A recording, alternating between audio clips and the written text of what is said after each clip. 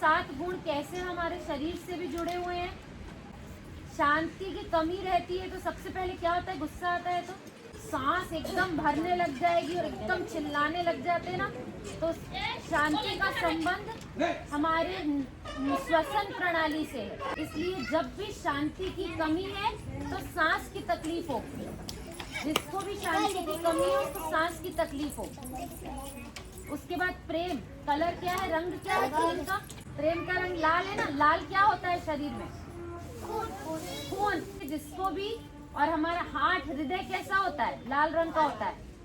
तो हृदय और खून की बीमारी अगर किसी को बार बार होती है तो इसका मतलब है कि उसके अंदर प्रेम की कमी है। इसीलिए क्या बोलते हैं, जब प्रेम किसी का टूट जाता है क्या बोलते हैं? मेरा दिल दुख रहा है, मेरे दिल को दुख ही बहुत दिया है। क्यों? मन टूटता है प्रेम में, बोलते हैं ना। तो प्रेम का रिश्ता किससे? हमारे दिल से और हमारे खून से। इसलिए जिनको भी खून की समस्या होती है या दिल की तकलीफ होती है, मतलब कि प्रेम की कमी है। फिर तीसरा क्या हुआ? सुख। सुख में क्या होता है? कौन कौन 2 रोटी एक्स्ट्रा खाता है किस दिन बहुत खुश रहता है? तो देखो क्या बोलते हैं, खुशी जैसी खुराक नहीं। जब खुश रहता है आदमी तो क्या बोलता है, लाया थोड़ा सा और दे, खाऊंगा, मस्त लग रहा है, मैं खुश हूँ बहुत। तो इसलिए खुश का संबंध पेट से। तो जिनको भी पेट संबंधित रोग रहते हैं इसका मतलब खुशी की कमी है। तो इसीलिए अगर खुश नहीं हो तो पेट हमेशा खराब रहेगा और पेट ही सारी बीमारी का जड़ है। तो इसलिए हमेशा क्या रहना है? खुश रहना है।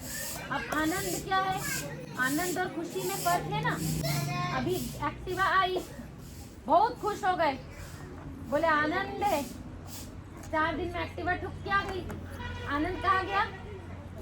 खत्म, दुखी हो गए। तो वो खुशी है, आनंद है?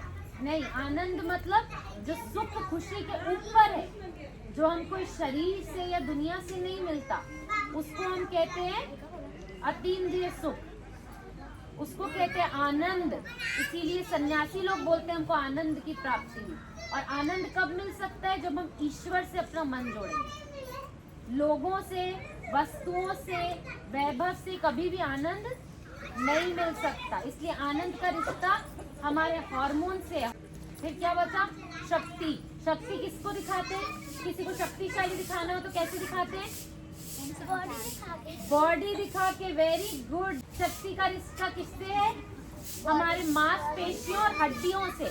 तो जिनकी भी हड्डी कमजोर है, मांसपेशियों में दिन भर दर्द रहता है, बदन में दर्द रहता है, इसका मतलब शक्ति की कमी है। शक्ति माना लड़ाई करने की शक्ति नहीं, आज चल बताऊंगा, वो कमी नहीं। शक्ति की कमी माना कोई परिस्थिति आ गई, उसका सामना नहीं कर पाए, उसमें समझ नहीं पा रहे क्या करना है, तो शक्ति की कमी है। तो उसका रिश्ता किससे है? मांसपेशियों से और हड्डियों से। उसके बाद क्या बचा? ज्ञान। कोई भी प्रश्न पूछे आप जवाब नहीं दे पाए, या कोई कठिन प्रश्न पूछ देता है तो सबसे ज्यादा जोर किसके ऊपर पड़ता है? दिमाग के ऊपर।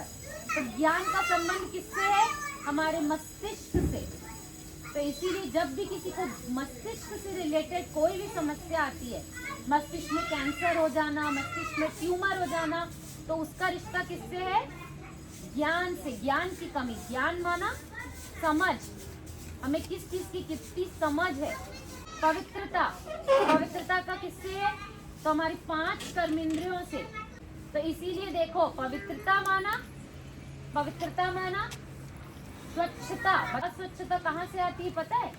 जब कुछ गलत देखते हो आँख से या कुछ गलत सुनते हो, गलत नहीं सुनना है। गांधी जी के 3 मंदिर क्या बताते हैं?